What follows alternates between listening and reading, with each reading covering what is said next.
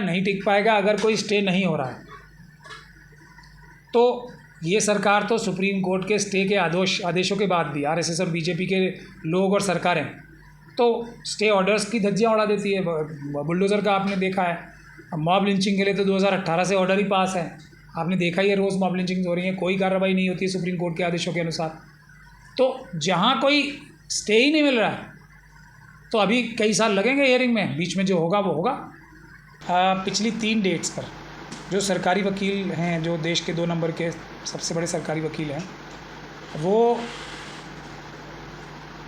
एक तरह से जजेस को गुमराह करके, मिसलीड करके, और संजीव खन्ना साहब की बेंच ये फैसला ना कर पाए, इसमें जो उन्होंने अपनी लीगल स्ट्रैटेजी बनाई थी, जो कानूनी दांव पेच चले थे, उसमें वो कामयाब हो गए और हमारे तरफ के जो लोग थे, जो हमारे पक्षकार थे, वो उनकी इस चाल को रोकने में पूरी तरीके से नाकाम हो गए। उस दिन के ऑर्डर में से ये बात पढ़ के ज़रूर सुनाना चाहूँगा आपके दर्शकों को। ये उसी दिन का ऑर्डर है 17/4 का, जिसमें साफ तौर पे लिखा है, we clarify that the hearing fixed on the next date will be preliminary hearing and if required interim orders will be passed. यानी कि अंतरिम आदेश पास भी किए जाएंगे और वो सिर्फ शुरुआती बहस होगी।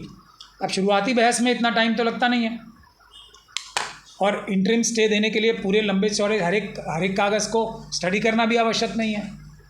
सिर्फ प्राइमा फेशिया यानी कि प्रथम दृष्टया केस देखा जाता है, उसमें तो जो ऑर्डर है वो आपके सामने है। तो इसमें तो बड़ा ही दुर्भाग्यपूर्ण ये हो गया कि एक तो 100 से ज़्यादा पिटीशन है, करीब 100 के आसपास, उसमें से सिर्फ 5 ही लोगों को, सब लोग तैयार हो गए थे, किस लिए कि क्योंकि टाइम कम है और उस दिन एक दिन में बहस भी करने के लिए ज़्यादा टाइम नहीं होगा। सर, सुप्रीम कोर्ट में वक्फ अधिनियम की संवैधानिक वेदना को चुनौती देने वाली याचिकाओं पर आज कोर्ट में सुनवाई होनी थी, मगर वह सुनवाई अब 15 मई तक के लिए टल गई है। कोर्ट ने सुनवाई को अगली तारीख देते हुए कहा है कि अभी सरकार के हल्फनामे को कोर्ट ने सही से देखा नहीं है। क्या सरकार के हल्फनामा देकर मामले को आगे के लिए टालने का प्रयास किया है, और क्या अगली सुनवाई से पहले भी इस तरह का कोई प्रयास किया जा सकता है? सर, आप देखिए, मैं तो ये समझता हूँ इसमें सीधी बात यह है कि पिछली 3 डेट्स पर जो सरकारी वकील हैं, जो देश के 2 नंबर के सबसे बड़े सरकारी वकील हैं, वो एक तरह से जजेस को गुमराह करके, मिसलीड करके, और संजीव खन्ना साहब की बेंच ये फैसला ना कर पाए, इसमें जो उन्होंने अपनी लीगल स्ट्रैटेजी बनाई थी, जो कानूनी दांव पेच चले थे, उसमें वो कामयाब हो गए और हमारे तरफ के जो लोग थे, जो हमारे पक्षकार थे, वो उनकी इस चाल को रोकने में पूरी तरीके से नाकाम हो गए, ऐसा मेरा मानना है। और ये बात तीनों ऑर्डर से, क्योंकि पहले दिन चीफ जस्टिस साहब ने कहा था कि हम एक इसमें स्टे देने वाले हैं, तो तुषार मेहता साहब ने उस दिन टाइम का बहाना करके कि आज थोड़ा मुझे और टाइम चाहिए कन्विंस करने के लिए, अगले दिन पे ले गए। फिर अगले दिन बोला कि मैं इसमें रिटर्न जवाब फाइल करना चाहता हूँ। उस दिन भी हमारे पक्ष के वकीलों ने कोई मजबूती से उस बात को नकारा नहीं, रोका नहीं उन्हें, और उसके बाद उन्होंने 7 दिन मांगे। 7 दिन के टाइम भी हमारे वकीलों ने उनको कुछ नहीं कहा। 7 दिन के बाद उन्होंने वो तो एक फिर आम बात ही थी, कोई भी वकील होता तो उस यही स्ट्रैटेजी चलता कि बहुत लंबी चौड़ा सा जवाब देगा, जो बहुत जिसका जवाब देने में भी 5 दिन का टाइम लगा, और उन्होंने भी कई सौ पेजेस के जवाब दिए। तो ये उसी दिन बात समझ में आ गई थी जब 1500 से भी ज़्यादा पन्नों का केस फाइल हुआ था, जवाब फाइल हुआ था सरकार की तरफ से, और उसके बाद फिर ये तो एक फोरगोन कंक्लूजन था। लेकिन मैं उस दिन के ऑर्डर में से ये बात पढ़ के ज़रूर सुनाना चाहूँगा आपके दर्शकों को। ये उसी दिन का ऑर्डर है 17/4 का, जिसमें साफ तौर पे लिखा है, we clarify that the hearing fixed on the next date will be preliminary hearing and if required interim orders will be passed. यानी कि अंतरिम आदेश पास भी किए जाएंगे और वो सिर्फ शुरुआती बहस होगी।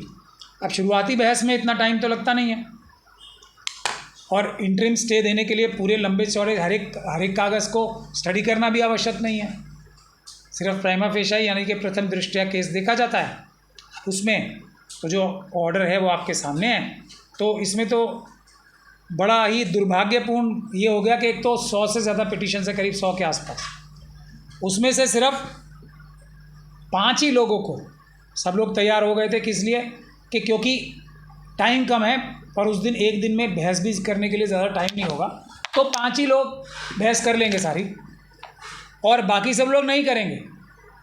अब क्या हुआ, अब टाइम भी पूरा मिल गया और सारे वकील बहस भी नहीं कर पाएंगे। अब मुझे दुख के साथ एक बात और कहनी पड़ रही है कि जो 5 पार्टीज़ हैं जो इसमें अब पार्टीज़ बची हैं मेन, बाकी सबकी तो एप्लीकेशंस मानी जाएंगी, तो उनका सिर्फ 1 या 2 वकीलों को छोड़ के सबका 100% केस हारने का, इस तरह के केस हारने का रिकॉर्ड है।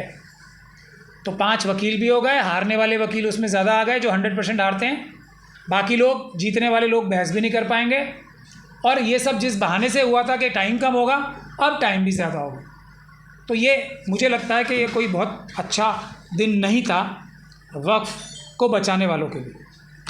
सुप्रीम कोर्ट में वक्फ संशोधन कानून को संविधान के अनुच्छेद 25, 26, 29 और 30 के तहत चुनौती दी गई है। इसमें कहा गया है कि धर्म किसी का भी निजी मामला होता है, ऐसे में सरकार इस मामले को कानून बनाकर दखल नहीं दे सकती है।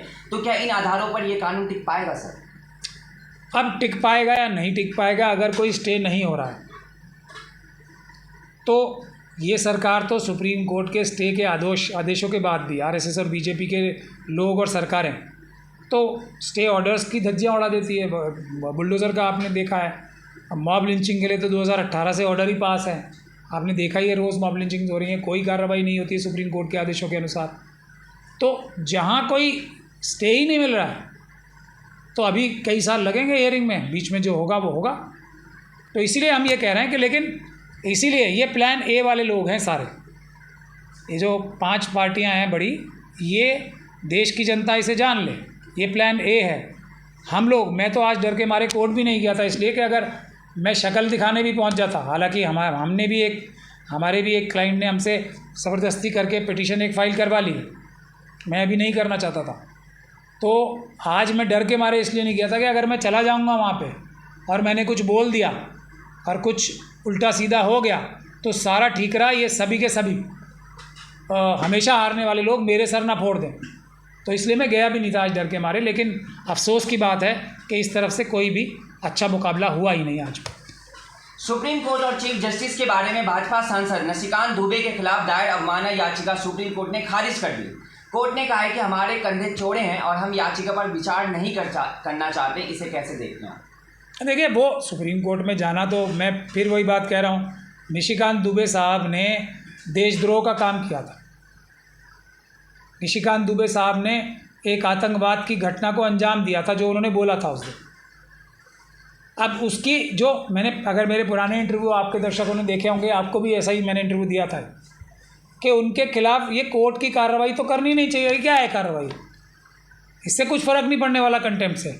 जो असली कार्रवाई है वो करने का दम नहीं है किसी में। कोर्ट के ऊपर चिट्ठियां लिख के, कोर्ट के कंधों के ऊपर, हर बार कंधे के ऊपर बंदूक रख के चलाने की जो प्रथा है, ये कहीं ना कहीं बुज़दिली को दिखाती है और कहीं ना कहीं ये दिखाती है कि मामले को रफा दफा करके किसी ना किसी प्रकार से क्लीन चिट दिलवाने के लिए ये सारे काम होते हैं। तो निशिकांत दुबे जी के पास अब कहने के लिए है ना कि सुप्रीम कोर्ट ने मेरे खिलाफ कंटेम्प्ट नहीं चलाई, तो इसका मतलब मैंने सब काम ठीक किए हैं। ये मौका देने के लिए मेरे ख्याल से ये कंटेम्प्ट की एप्लीकेशन लगाई गई थी जो अपने अंजाम तक पहुंच गई। आज अगर ऐसा हुआ है तो मैंने ये खबर अभी अपनी आंखों से देखी नहीं है। चुनाव आयोग मतदाताओं, चुनाव अधिकारियों एवं राजनीतिक दलों के लिए एक ऐसा नया डिजिटल इंटरफेस एसीआईनेट विकसित कर रहा है जिसमें उसके 40 से अधिक वर्तमान मोबाइल और वेब एप्लीकेशन को शामिल कर लिया जाएगा। एसीआईनेट के जरिए यूजर्स अपने डेस्कटॉप या स्मार्टफोन पर संबंधित चुनावी आंकड़े एक्सेस कर सकेंगे। क्या इससे चुनाव सुधार होंगे सर? देखिए, ईमानदारी से कोई भी काम करेंगे तो चुनाव सुधार होगा, लेकिन अभी तक की जितनी भी 2014 के बाद से जितने भी इलेक्शन कमिश्नर्स और इलेक्शन कमीशन ऑफ इंडिया के अधिकारी आए हैं, ख़ास तौर पे बड़े बड़े, उन लोगों ने एक ही उनका कार्य रहा है कि आरएसएस और बीजेपी को हर इलेक्शन येन केन प्रकारेण किसी भी तरीके से जिताया जाए। तो जब इसकी क्रियान्वित होगा ये, तब मैं इसकी कमियां आपको बता पाऊंगा। लेकिन मुझे ज़रा भी भरोसा नहीं है कि ये चुनाव आयोग जो मोदी जी ने सुप्रीम कोर्ट के आदेशों की धज्जियां उड़ा कर नियुक्त किया हुआ है, ये किसी भी प्रकार से ईमानदारी से चुनाव कराने की कोई भी इच्छा रखता है।